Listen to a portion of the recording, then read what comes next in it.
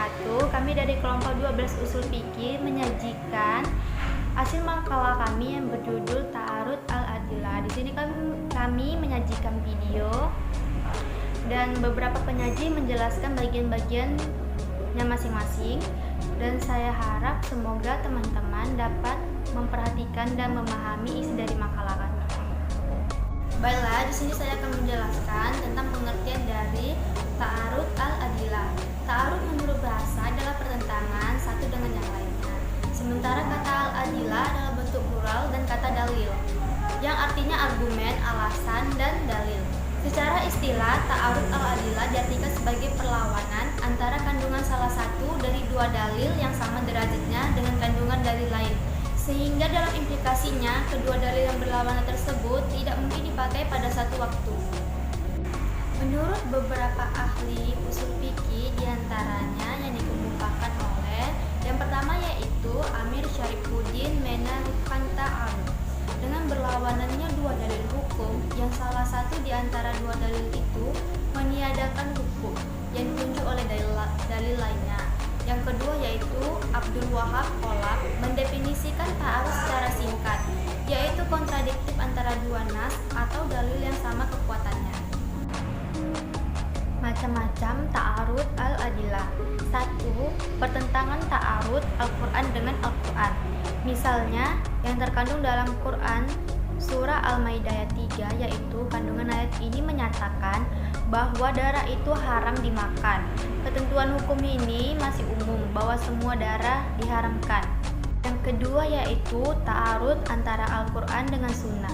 Firman Allah dalam Quran Surah An-Nisa ayat 11 yang artinya Allah mensyariatkan bagimu tentang pembagian pusaka untuk anak-anakmu, yaitu bagian seorang anak lelaki sama dengan bagian dua orang anak perempuan. Yang ketiga yaitu ta'arud antara sunnah dengan sunnah. Rasulullah SAW bersabda, artinya tidak ada riba kecuali nasiah atau riba yang muncul dari utang piutang. Hadis ini meniadakan bentuk riba selain riba nasiah, yaitu riba yang berawal dari pinjam meminjam uang. Yang keempat yaitu ta'arud antara sunnah dengan qiyas.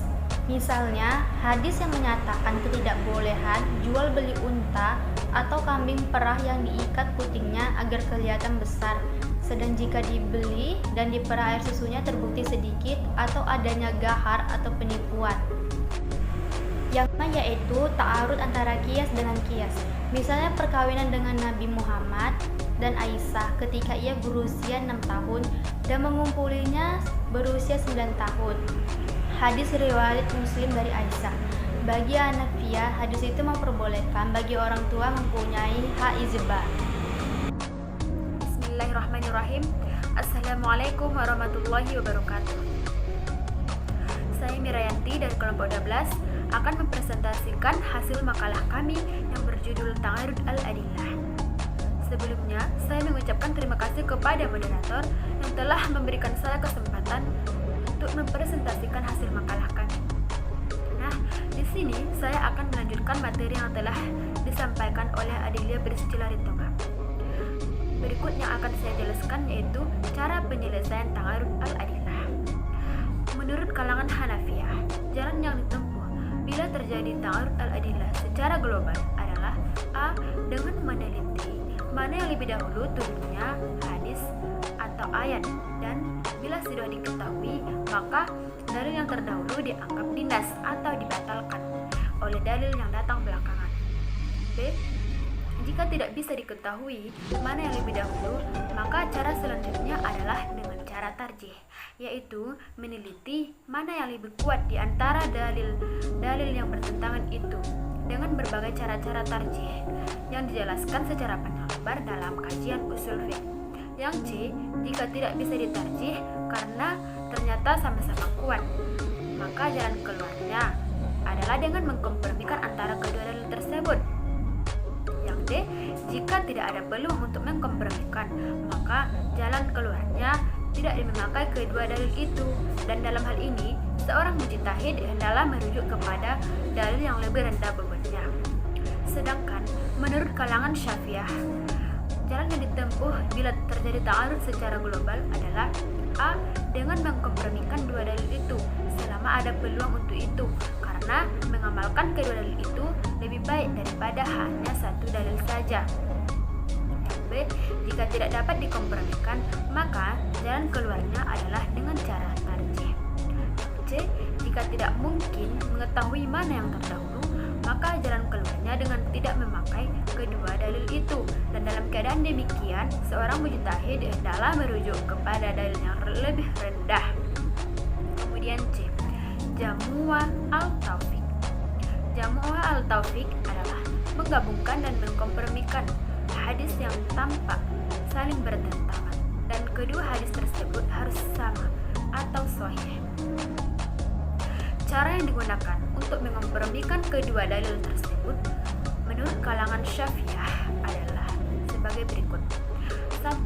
Membagi kedua hukum yang bertentangan. 2. Memilih satu hukum saja. 3. Mengambil dalil yang lebih khusus, misalnya tentang masa iddah wanita yang hamil, yang menurut Hanafiyah menggunakan metode nas. Demikianlah presentasi dari saya. Sekian dan terima kasih. Assalamualaikum warahmatullahi wabarakatuh. Bismillahirrahmanirrahim. Assalamualaikum warahmatullahi wabarakatuh. Saya Siskawati Ziliwu akan melanjutkan materi kami tentang tarjih, nasak, dan mansukh. Di mana tarjih yaitu menguatkan salah satu dalil dari dua dalil yang berbeda yang bertentangan berdasarkan beberapa indikasi yang mendukung ketetapan tersebut. Unsur-unsur tarjih dalam kajian usul fiqh ada dua. Yang pertama, adanya dua dalil. Yang kedua, adanya sesuatu yang menjadikan salah satu dari dalil tersebut lebih utama dari dalil yang lain. Syarat-syarat tarjih yang pertama, adanya persamaan antara dua dalil tentang status ketetapan dalilnya. Oleh karena itu, tidak akan ada ta'arud antara Al-Quran dan hadis. Yang kedua, adanya persamaan dalam kekuatannya. Ada dua macam tarjih, yaitu yang pertama tarjih bain an-nusus, yang kedua tarjih bain al-aqyisah. Tarjih terbagi dua macam, yaitu yang pertama tarjih bain an-nusus, terdiri dari 4 bagian. Yang pertama dari segi sanad, dari segi matan, dari segi hukum, dan yang keempat menggunakan faktor dalil. Yang kedua yaitu tarjih bain al-aqyisah, dibagi menjadi 3. Yang pertama dari segi hukum asli, dari segi hukum cabang, dan dari segi ilat. Materi selanjutnya yaitu nasak dan mansukh, di mana nasak adalah membatalkan dalil yang sudah ada dengan didasarkan pada dalil yang datang kemudian yang mengandung hukum yang berbeda.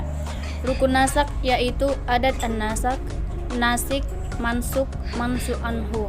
Syarat-syarat nasak yaitu yang pertama, yang dibatalkan adalah hukum syara. Pembatalan itu datangnya dari tuntunan syara.